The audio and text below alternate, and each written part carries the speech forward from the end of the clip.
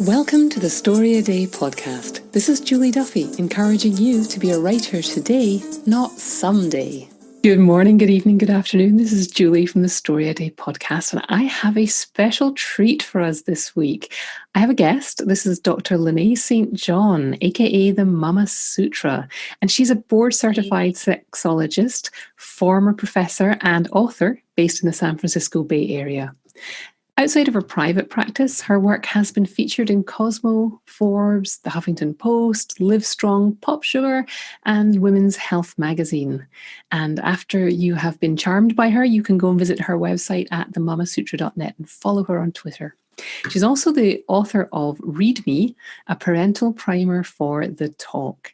And if she can get parents comfortable talking about sex with their kids, surely she can help us writers get comfortable talking about love and intimacy and sex in our writing. Welcome, Lanae. Thank you very much for having me. This is going to be a fun chat.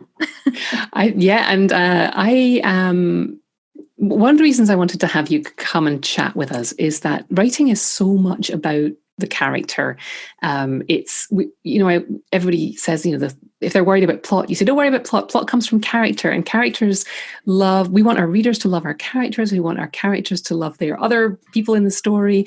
And yet so many of us are so uncomfortable talking about sex and intimacy and love. Yeah. So help.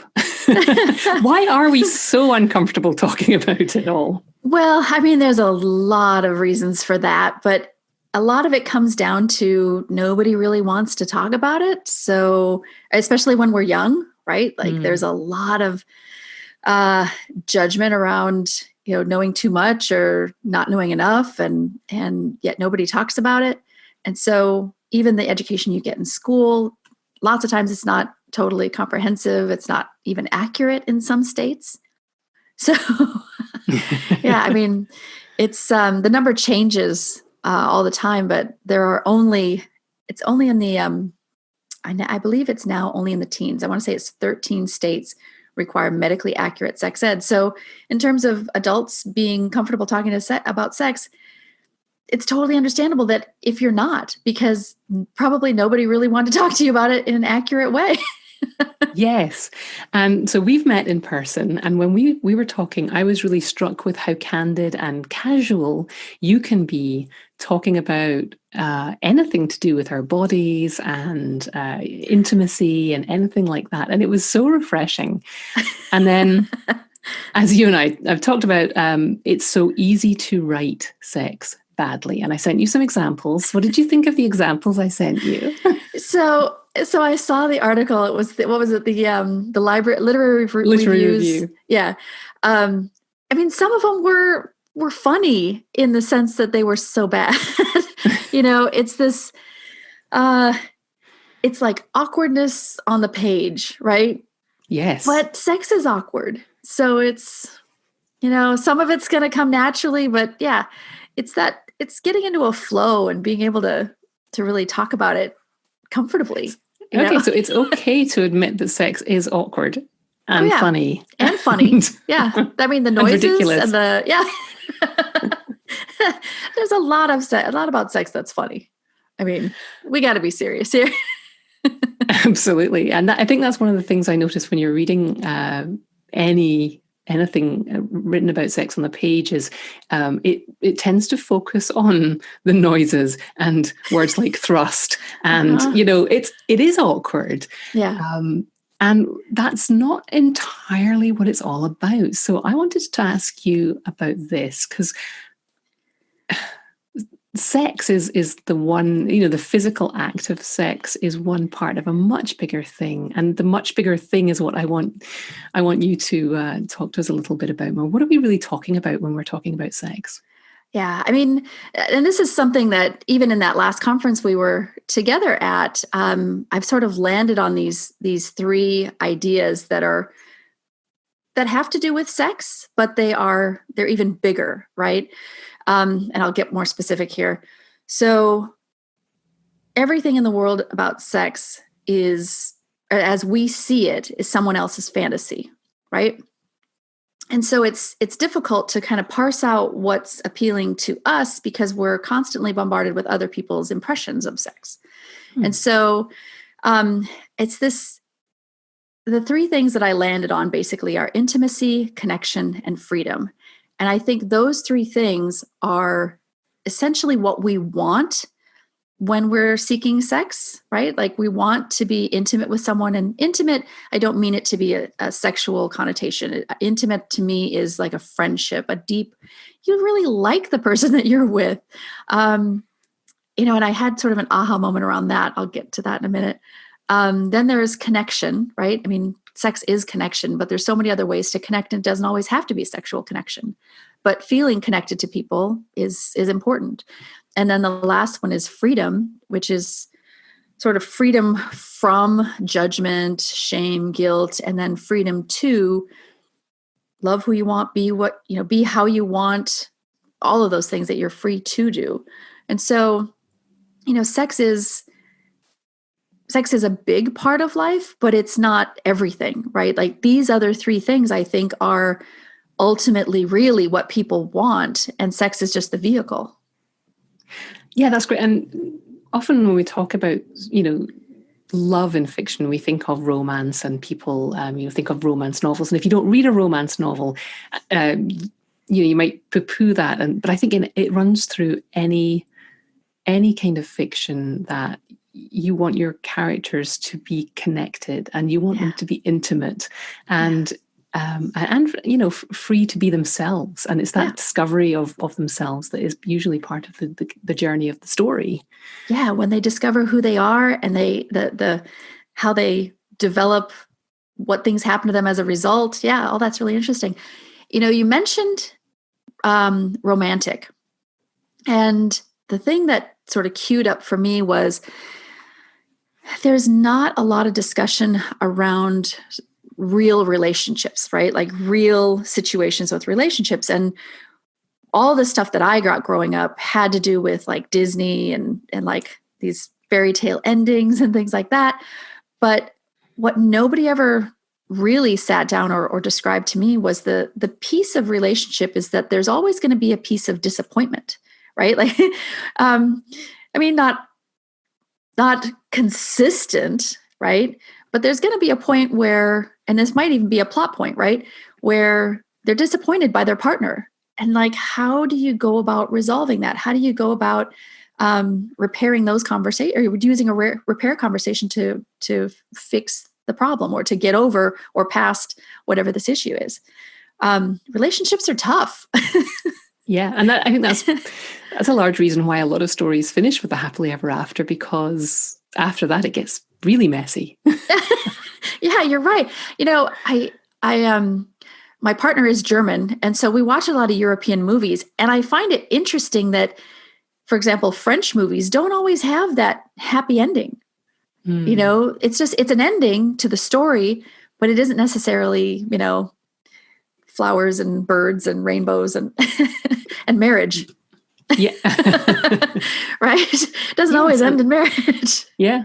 And there's a lot of people, who write series of books that, this is going to be an issue for them. So you used a term there, which was repair conversation, which sounds like something you maybe coach people on. So how would you define that? Because that's not a phrase I've heard before, but I can sort of see that this is going to be an interesting one. Yeah. So I have actually a little screenshot I use on my own phone from time to time.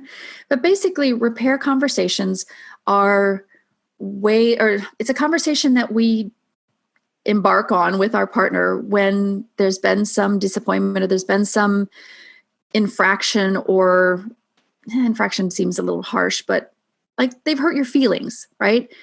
And it's sort of having this conversation to sit down with them and talk about how their behavior impacted you.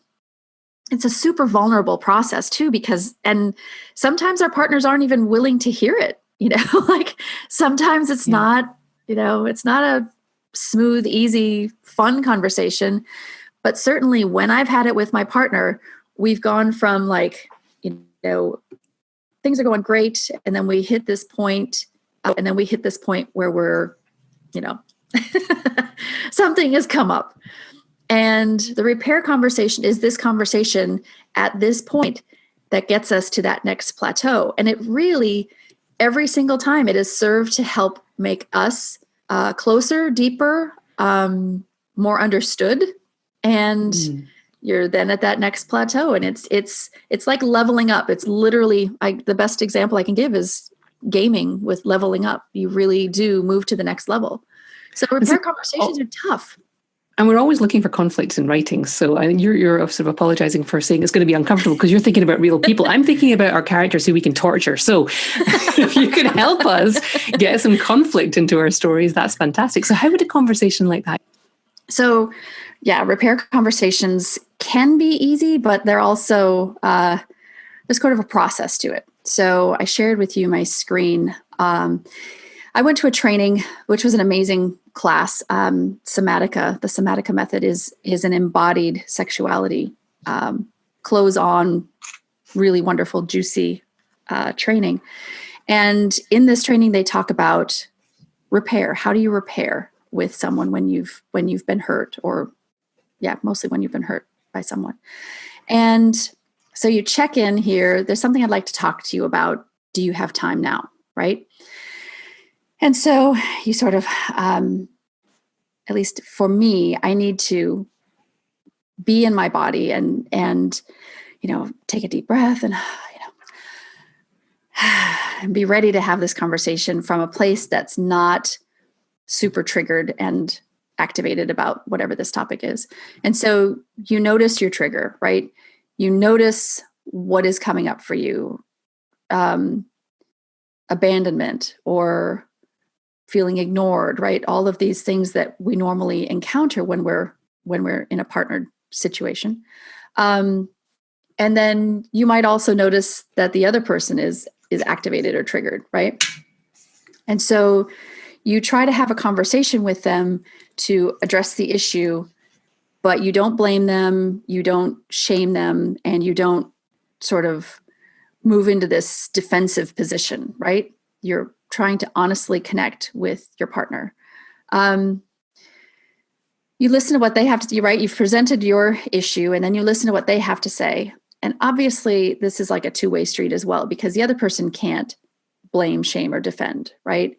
And the trickiest part about this is, at least in my experience, has been, if the other person isn't particularly well-versed or practiced in this process as well, then you can, you still have a lot of work to do.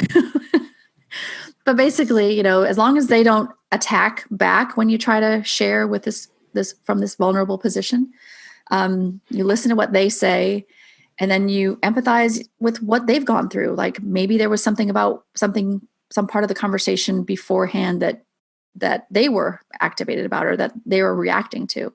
And so you're empathizing.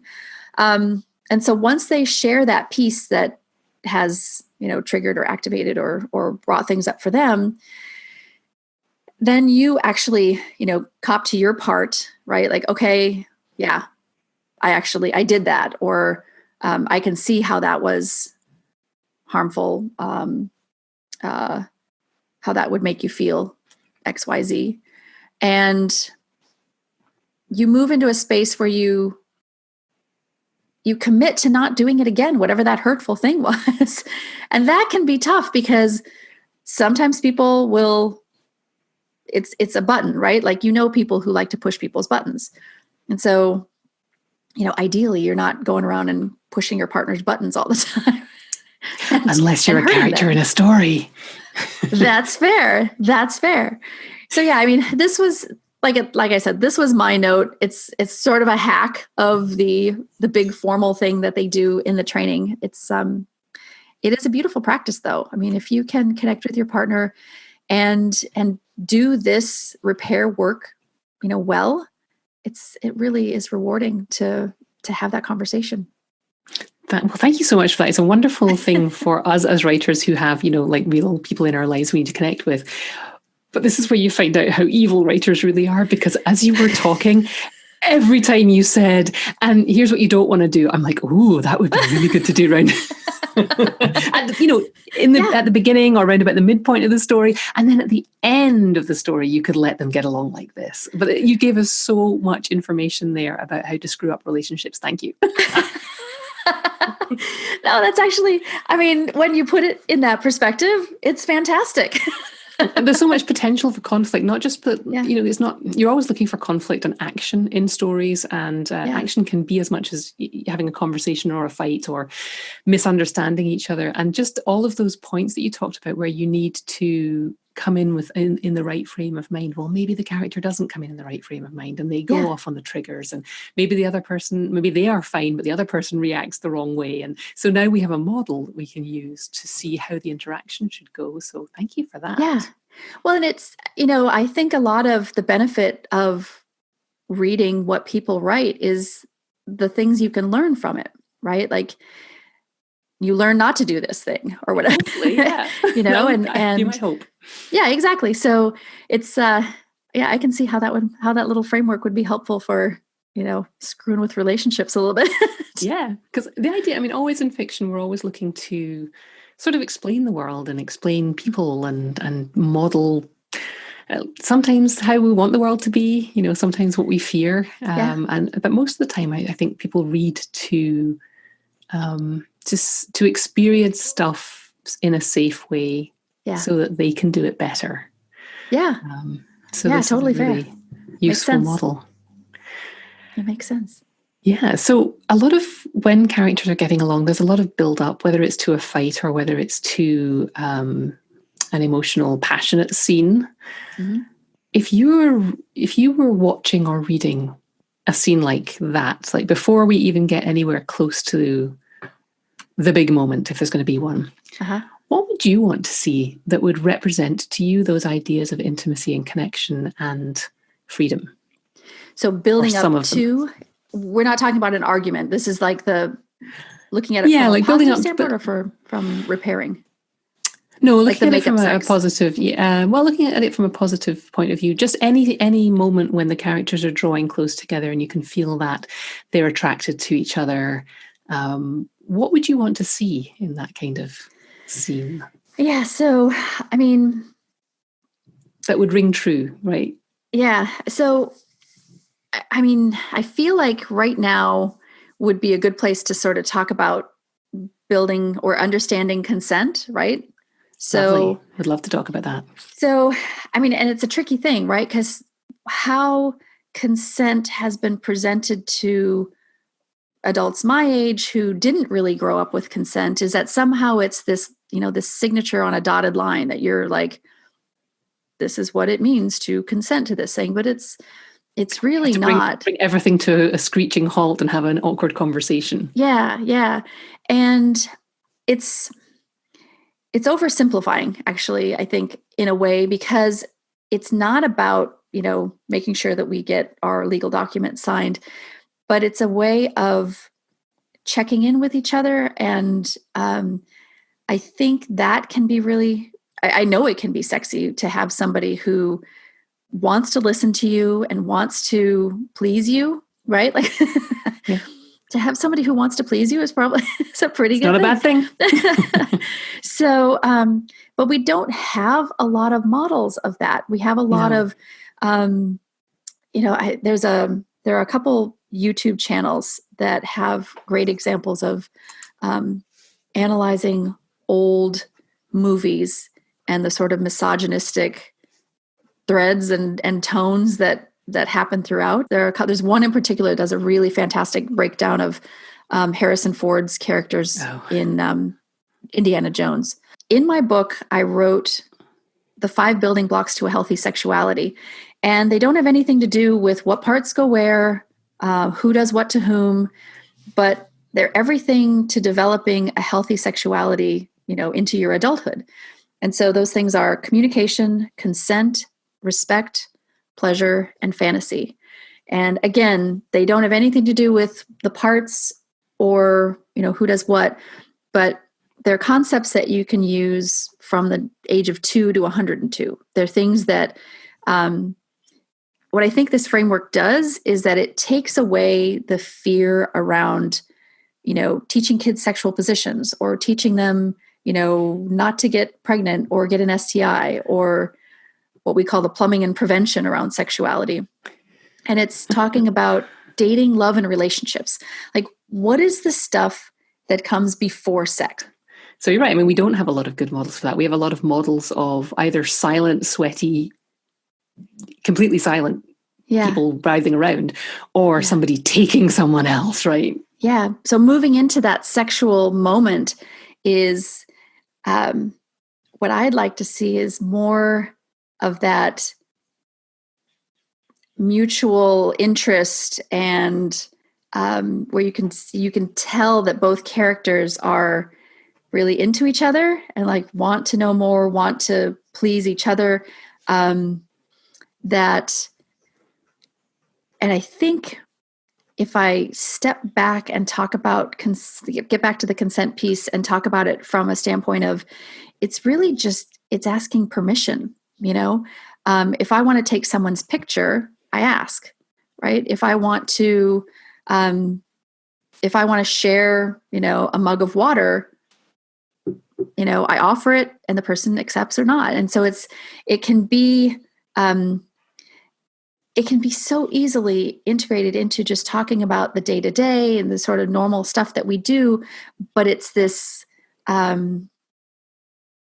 excitement and building of anticipation around wanting to be with each other and wanting to get to that point. It can be exciting and pleasurable, and doesn't have to be, taken and forced. Or, I mean, if you want to write scenes that are not necessarily, how do I want to say this? If you want to write a villain, read some of the transcripts of Harvey Weinstein, the case that's happening right now in Harvey Weinstein, or in New York, about his trial, because his character, I mean, he's a real person and he's awful, but the villainy in how he treated these women and the things he said to them, like, if you're triggered about sexual assault, don't read them. But if you want to write a villain, it's like a masterclass. He's just, I read this particular article this morning and I was just like, if you want to write a villain, that's a perfect example. And if we want a hero, we do the opposite.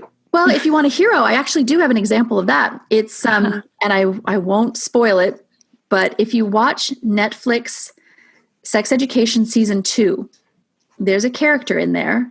Actually, the whole series does a fantastic job of talking about consent and incorporating it into these sexual experiences of these young people. And it's really, it's a model. It's a model of how to check in, make sure the person wants this, make sure they want that next step to happen. And it's actually, the way they've done it is really wonderful. And it also is an example of that building, right? Because if you're in that moment and you are proceeding and you're with somebody who wants to continue the moment and you're checking in with them, then it's like, how is this? Right? Oh, it's good. Keep going. Keep doing that. Do you like it when I do this? Right? Like, I'd like it more like this, and then you give them some redirection. But that also goes to how difficult it is to talk about sex, because sometimes being able to negotiate for what you want isn't necessarily something that we learn about sexuality, right? We don't learn that in dating, that if somebody offers to go to a movie, we could say, actually, I don't want to go to a movie. I'd rather go bowling. True. We just take that first offer. Yeah, right through the entire relationship. And I love the model that you gave us there of, how to ask the questions, how to respond to the questions. And I was thinking about that, if I was putting that into a scene, that would be, I would love those characters. Right? That would be a really fun, exciting scene. Well, the other thing too, like, it doesn't have to be, may I do this?